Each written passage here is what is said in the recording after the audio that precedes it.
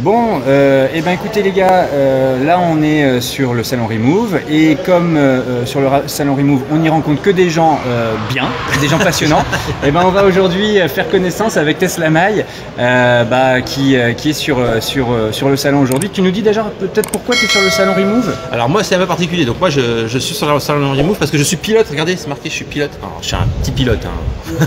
Donc voilà, je suis pilote pour l'association Fauve et le Tesla Honors Club France, et on vient faire découvrir pour ma part l'électrique aux gens, donc sur un petit circuit, et pour ceux qui veulent des sensations, ils pourront venir aussi faire un tour avec un pilote, avec un véhicule plus puissant, hein, la modèle 3 Perf ou un Taycan. Même une modèle S-Perf d'ailleurs qui est sur le circuit, avec des pilotes qui savent utiliser leur véhicule. Donc vraiment si vous voulez vraiment apprendre ce que c'est qu'un véhicule électrique sportif, vous pouvez vous amuser. Pour la pub, c'est pour le Remove, c'est pour eux, c'est 25 € pour le baptême Perf et c'est 10 € pour le baptême découverte. Baptême découverte, ne vous inquiétez pas si vous montez avec moi, je vais vous montrer ce que c'est que de rouler. Bon bah c'est bien.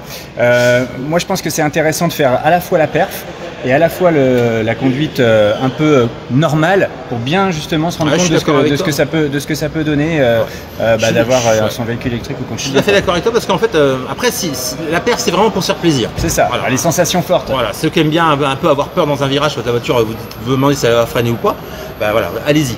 Après si vraiment vous venez là en vous questionnant l'électrique etc, allez faire un tour de découverte. De toute façon on fait des accélérations aussi, on passe les virages un peu moins vite pour faire moins peur. Et puis après c'est en fonction des personnes. Moi j'ai fait des tours avec des gens qui ne voulaient savoir que ce qu'était qu'une recharge, etc. Donc voilà, on est là pour vous expliquer, vous aider, vous montrer. Et puis alors il y en a qui vont dire il y a plein de Tesla. Bah oui, il y a plein de Tesla parce que Tesla était les premiers. Hein. Voilà, exactement. Alors maintenant qu'on a fait voilà, pourquoi tu es là, voilà, on va. Moi ce qui m'intéresse c'est de savoir toi qui tu es, ce que tu fais, comment tu es venu à l'électrique, etc. Donc on passe sur la deuxième partie de cette interview. Ok, donc Tesla Mail, on s'est rencontrés via des vidéos YouTube. Moi, ce qui m'intéresse, c'est que tu te présentes à la chaîne Famille Électrique parce qu'on a des approches qui peuvent être différentes sur les voitures. Toi, tu as un angle de vue qui est un peu plus technique, même si on a plein de similitudes, tu as une famille, etc. Donc on a des usages qui peuvent se rapprocher un petit peu, mais tu as une particularité, c'est que toi, tu es un passionné de l'automobile à la base, que moi, j'avoue, voilà, c'était pas une passion. Donc voilà, ça m'intéresse aussi de te connaître sous cet angle-là. Je te laisse présenter donc ta chaîne. Et toi-même d'abord, toi-même. Bon, moi je m'appelle David, donc j'ai créé ce Tesla Mail un peu comme toi moi je l'ai fait au mois de mars quand j'ai reçu ma Tesla justement. Et puis je suis comme toi, j'ai été beaucoup me tuyauter sur internet, qu'est-ce que c'est qu'une voiture électrique. Alors c'est un peu différent parce que moi ça fait depuis plus longtemps que j'ai une voiture électrique, j'ai commencé par une Peugeot Ion. On a commencé déjà l'approche de l'électrique par une hybride, une Prius 2. Une très bonne voiture. La Prius, ok. Prius 2, l'hybridation de cette manière-là est très bien. L'hybridation actuelle est moins bien. Ouais, c'est ce que. Il y a un débat, on en parlera s'il faut, mais vous allez sur ma chaîne quand je vais diffuser le petit comparatif entre les deux là, vous allez voir pourquoi j'ai aussi un dialogue sur les. Ça c'est une raison tout de suite d'aller s'abonner pour ceux qui y sont pas. Non mais c'est vrai, c'est intéressant parce qu'il y a des gens qui posent la question. On a une approche j'ai une approche de l'électrique qui est, on est censé être efficient. Donc l'idée d'efficience, c'est de pas surconsommer. C'est ça. Une hybride rechargeable, je suis en train de dévier, on va revenir. Non, mais on reviendra après, c'est pas grave. On va expliquer assez rapidement. L'hybride rechargeable, si vous ne l'utilisez pas comme une électrique sur les petits trajets, ça ne sert à rien. Parce que de toute façon, votre thermique va vous servir à recharger votre batterie. Ouais. Sur une hybride standard, c'est fait comme ça, c'est conçu comme ça. Toyota l'a très bien fait et c'est très efficient, mais les concessionnaires actuels vous expliquent pas. Donc, il faut savoir une chose, vous avez un hybride, c'est très bien, vous commencez comme ça, c'est très bien. Vous allez chez vous, quand vous rentrez chez vous le soir, vous chargez. Le matin, vous allez bosser, vous roulez en électrique. Et vous laissez la voiture se remettre en thermique quand vous n'avez plus de batterie. Surtout pas, je vais économiser ma batterie. C'est pas l'utilisation. Exactement. Vous allez arriver, elle aura plus de batterie, vous arrivez chez vous, très bien, je recharge pour demain. Et après, votre hybridation, elle va vous servir sur les grands trajets. Voilà. Là, l'intérêt, c'est parce que sinon, vous allez avoir une voiture thermique qui va surconsommer pour charger la batterie. Je suis parfaitement d'accord. Ça ne servira à rien parce que le matin, quand vous arrivez avec votre voiture, le soir, vous arrivez, vous n'avez plus besoin de sortir votre voiture. Donc la batterie peut être à zéro. Tout le monde s'en fiche. Et le matin, vous prenez, vous partez bosser. Donc voilà comment l'hybride rechargeable est utilisé. Tout à fait, ouais, non mais on est parfaitement d'accord. Je pense que on se rejoint là-dessus totalement. Donc, et c'est aussi pour ça que l'État va décider d'arrêter les subventions de l'hybridation Thermique parce que c'est mal fait, c'est mal présenté. Court terme, je pense que ce sont des véhicules qui vont disparaître. De toute façon, le thermique s'arrêtera. Le thermique va disparaître, mais et les hybrides rechargeables aussi.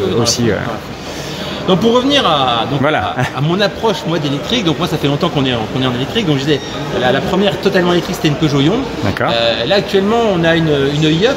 Alors je vais tout de suite couper court aux gens qui vont dire oui mais l'électrique c'est cher. Alors soyons clairs, moi ma e-up il y a 4 ans je l'ai acheté, 9 000 € d'occasion. Ok. Elle avait 40 000 km. D'accord. Elle vaut toujours 9 000 €. Voilà. Il faut réfléchir. Moi, personne n'a acheté des électriques il y a 4 ans. Tout à fait. Moi, j'étais la chercher à Paris, j'ai fait 150 km, donc imaginez-vous bien, c'est une petite électrique. Elle a 140 km d'autonomie, donc il faut déjà un peu être fou à cette époque-là parce que les bornes, c'était corridor, ça marchait pas. Et on l'a tenté. Et c'était vachement rigolo parce que c'est la première fois qu'on faisait un road trip de 150 km en électrique. D'accord. Et on a fait un camping. C'est-à-dire qu'en gros, on est arrivé à la borne, vous sortez le tapis, et puis vous mangez sur place, un petit pique-nique devant votre voiture qui recharge. Alors ça fait sourire tout le monde là, parce que je le fais plus du tout, parce que maintenant j'ai une Tesla et qu'au bout de 10 minutes je suis chargé. C'est ça. Voilà. Mais c'est pour raconter l'histoire de où on est venu d'électrique. Mais donc c'était quand même un peu un pari que tu as pris parce que...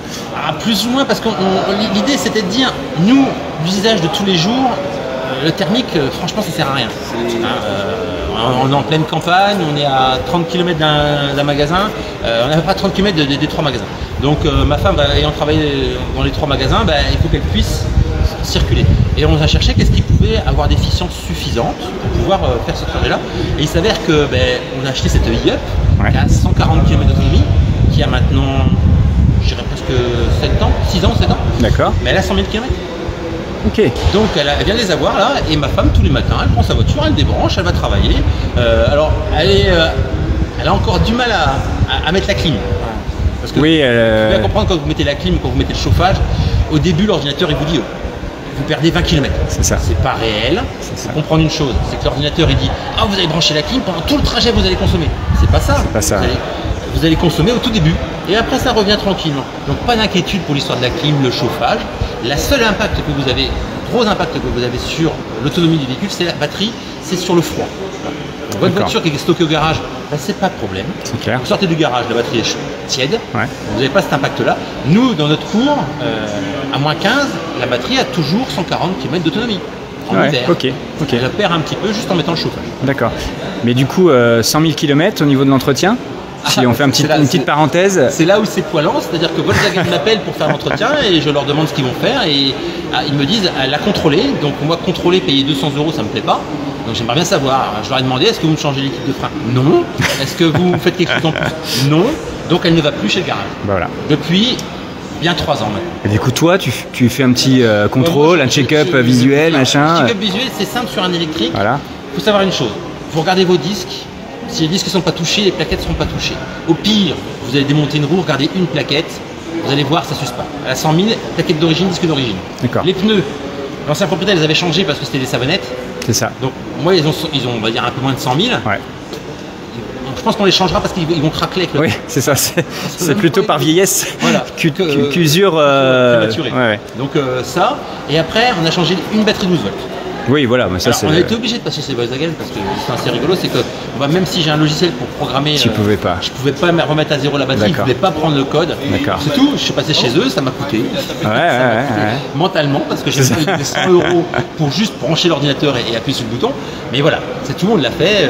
Il n'y a plus de message d'erreur et la voiture roule parfaitement bien. Non, mais ça c'est super intéressant de savoir ça aussi. Et c'est la voiture qui, elle roule moins que la Tesla, plus que la Tesla parce que c'est tous les jours, mais techniquement je vais pas démarrer ma voiture pour aller faire les courses. Non, c'est ça. Ma voiture je la sors pour faire les grands trajets, pour venir ici. Exactement, pour partager avec des communautés, etc. Mais pour le reste, c'est la e-up. C'est la e-up qui fait tous les trajets du quotidien. Elle fait tout le boulot. Ok, c'est ça ton usage en fait. L'usage principal. Et pour la petite histoire aussi, on va me dire oui mais alors moi j'habite entre Reims, Châlons et Épernay. Si je fais chez moi, Châlons, Reims, Épernay et je rentre, on a un petit peu plus des 140. D'accord. On me dit mais tu vois, si je peux faire les 3 magasins, est-ce que je l'ai fait? Alors je rentre chez moi à 0. Ouais, t'as pas beaucoup de marge. Voilà, j'ai quasiment pas de marge. Une voiture électrique ne s'arrête pas à 0. Peut-être les Tesla, Mais il faut savoir une chose, c'est qu'une Tesla, quand vous êtes à zéro, vous décrochez votre téléphone, vous appelez Tesla et vous récupérez de l'énergie. C'est tout. Ça, c'est une petite parenthèse. Ça, tu l'expliques sur ta chaîne ou pas? Sur ma chaîne, j'en ai pas encore parlé. Bah, je trouve, comme tu l'as évoqué, moi je t'invite à le faire. C'est une bonne. C'est vraiment, je dirais, mais sur une électrique classique, la e-up n'a pas ce buffer, qu'on appelle un buffer. Et elle vous permet de rouler. Alors, à 20 km avant, elle vous bride, elle vous met en écho, donc vous n'avez plus d'accélération. Après, vous êtes comme beaucoup de gens qui font d'électrique. Vous montez tranquillement la côte et puis derrière, vous laissez descendre et ça recharge. Exactement. Et je vous garantis que moi j'ai fait mes 140 km et je pense que je pouvais aller à 150 sans vraiment avoir peur, quoi. Bon. Allez, on se ressente un petit peu sur ta chaîne. Du coup, attends, ça va peut-être un contre-jour, machin. Ouais, donc on se ressente un petit peu sur ta chaîne quand même, parce que explique-nous alors.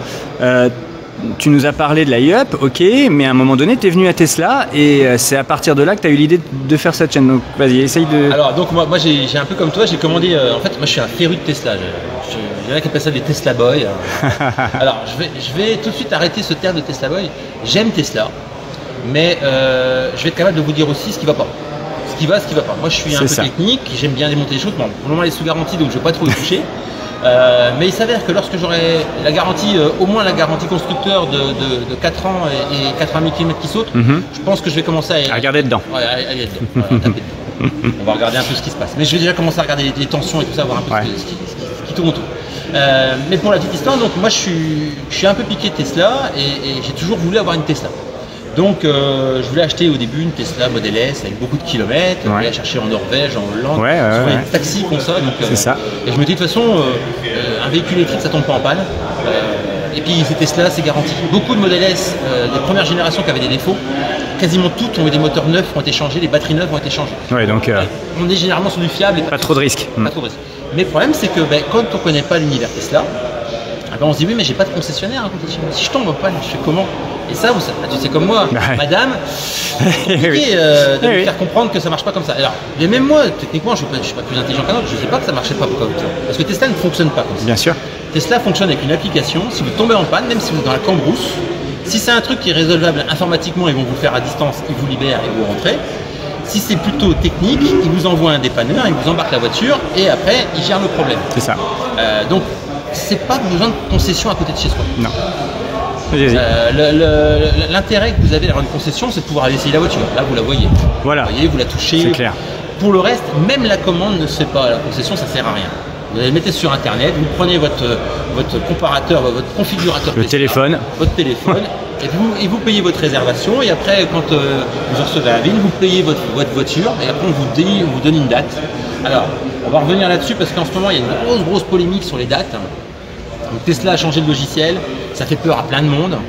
En fait, on est sur on va appeler ça un logiciel prédictif, c'est-à-dire que jusqu'ici, c'était livrable au trimestre. On savait que si on commandait en début de trimestre, en fin de trimestre, on avait une voiture. C'était quand tout allait bien. Bon, comme tout le monde, tout ne va pas bien.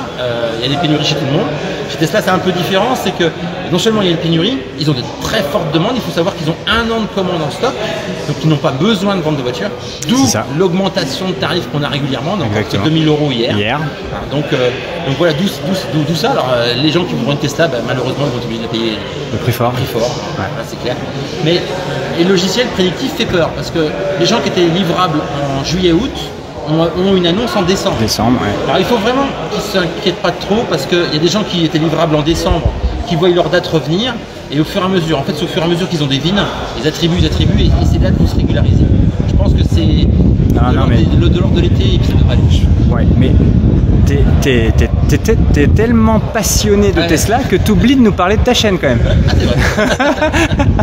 Allez, alors pour revenir. Vous voyez, franchement, non, mais c'est là où c'est intéressant, c'est que c'est pas de la promo pour de la promo, justement, ce qu'on fait.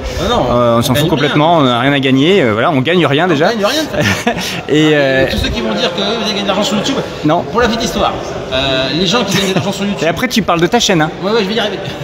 Les gens qui gagnent de l'argent sur YouTube, c'est parce qu'ils ont beaucoup d'abonnés. Et il y en a qui sont très intelligents. Vous irez voir sur ta chaîne ou peut-être sur la mienne, on aura l'occasion de rencontrer Didier de Chocogalage, qui lui a plus de 70 000 abonnés. Lui, il a envie aussi un petit peu de sa chaîne. Donc, mais il faut vraiment beaucoup d'abonnés. Et c'est peut-être pas notre politique à nous. Oui, parce que déjà, l'électrique. Et c'est que tout le monde ait envie de venir à l'électrique. Et vous verrez nos vidéos. Moi, j'ai des road trips en Normandie. C'était comme ça, quoi. Moi, j'ai pas acheté un logiciel. logiciel, j'ai un petit peu de matériel parce que j'aime bien tout ça. Ouais. J'ai pas de gros matériel, j'ai pas de gros montage. De toute façon, vous allez beaucoup me l'ont dit sur internet. Nous on s'en fout. Hein, ça sert à rien. On s'en fout, tu passes machin.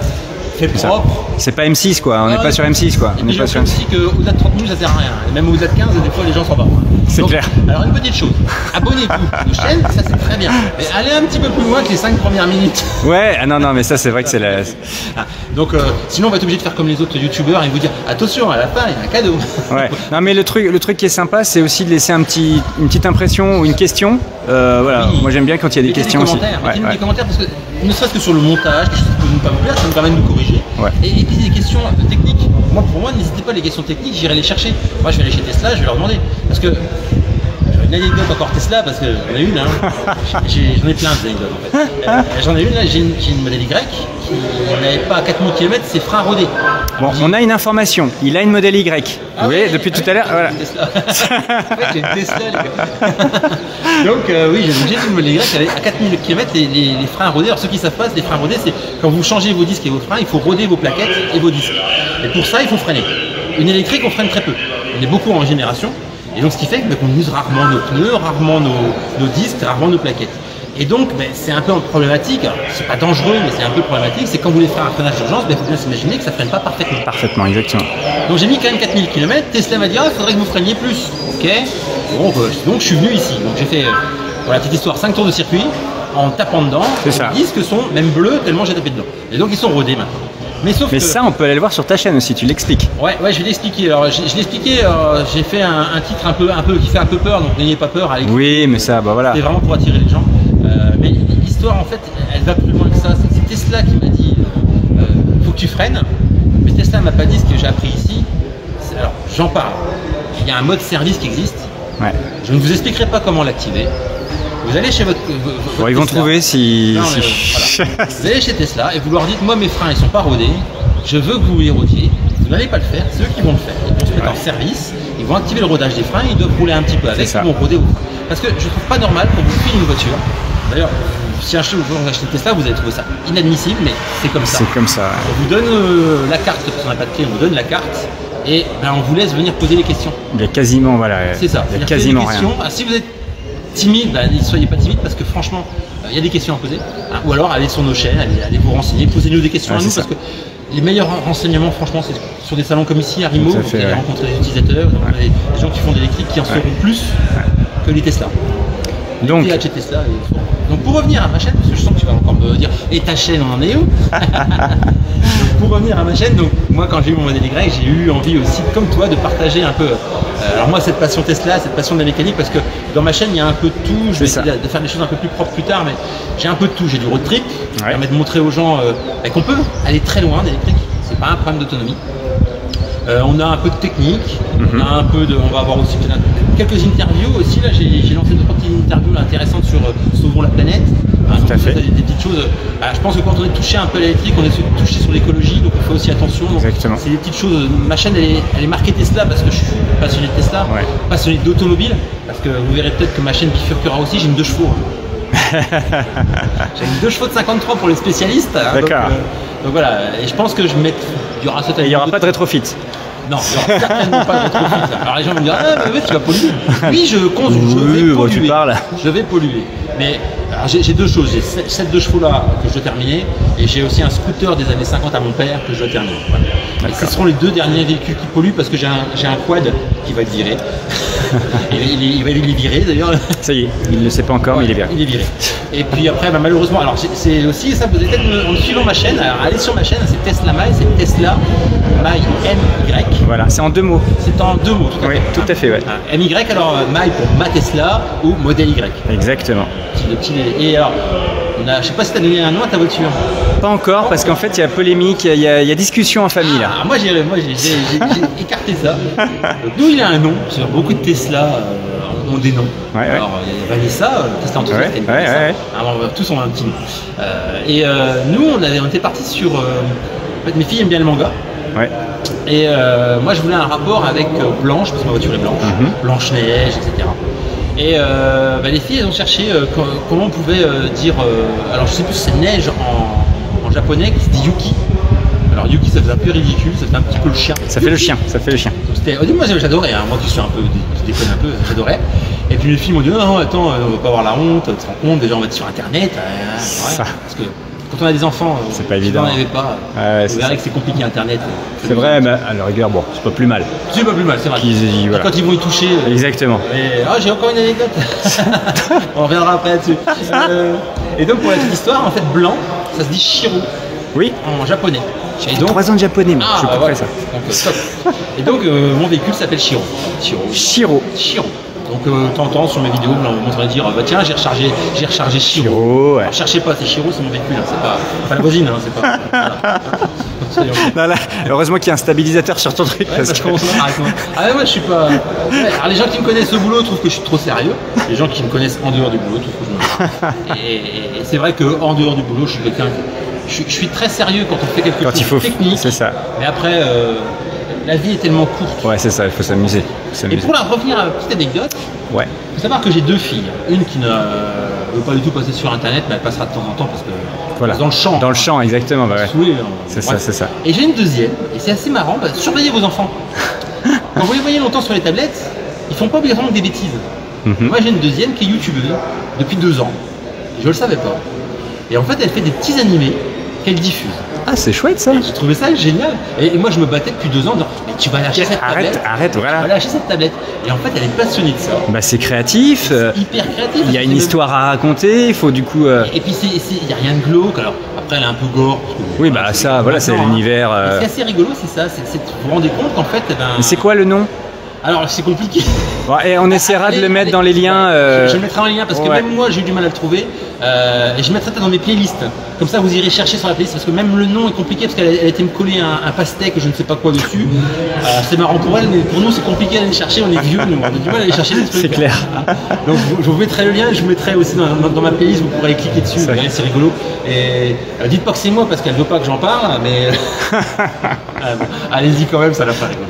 Voilà donc pour Tesla Mind, ma chaîne, n'hésitez pas à vous abonner. Comme la chaîne Famille Électrique, on n'est vraiment pas là pour vous dire faut faire ci, faut faire ça. Moi vous aurez un petit peu de technique, vous verrez, j'ai fait un tapis de sol sur mon sur mon coffre. Je l'ai vu tout à l'heure, ouais, il est vraiment sympa, ouais. Donc c'est intéressant de voir parce que ça paraît couillon, on dit on va poser le tapis de sol. Mais c'est pas aussi couillon que ça, non. Petit truc, si on veut que ce soit joli. Il est vraiment beau. Il est moche comme tout. Le tien il est vraiment beau, franchement. Il faut bien le poser, donc voilà c'est tout. Allez voir nos tutos, c'est des petites choses assez sympas. Il y a le même pour Model 3 ou pas? Il y a le même pour Model 3, d'ailleurs les Chinois m'ont envoyé un Model 3 en se trompant. D'accord, bah écoute, impeccable. Bon bah voilà, bah écoute, merci beaucoup pour cette interview, franchement c'était super sympa de te découvrir. Tout pareil. Et puis voilà, il y a pas mal de points communs, il y a plein de complémentarités. Abonnez-vous à sa chaîne. Abonnez-vous à la tienne aussi, hein, donc Famille Électrique et puis Tesla Mind. Tout à fait. Et puis celle qu'on mettra en lien donc, tout à fait, de ma fille, de ta fille, qui peut être aussi vachement c'est rigolo, vous allez voir, abonnez-vous, ça lui fera plaisir. En fait elle connaît pas le principe de YouTube, donc elle a supprimé plein d'images et je lui ai dit faut laisser des choses. Sur YouTube il vaut même laisser des choses qui servent à rien.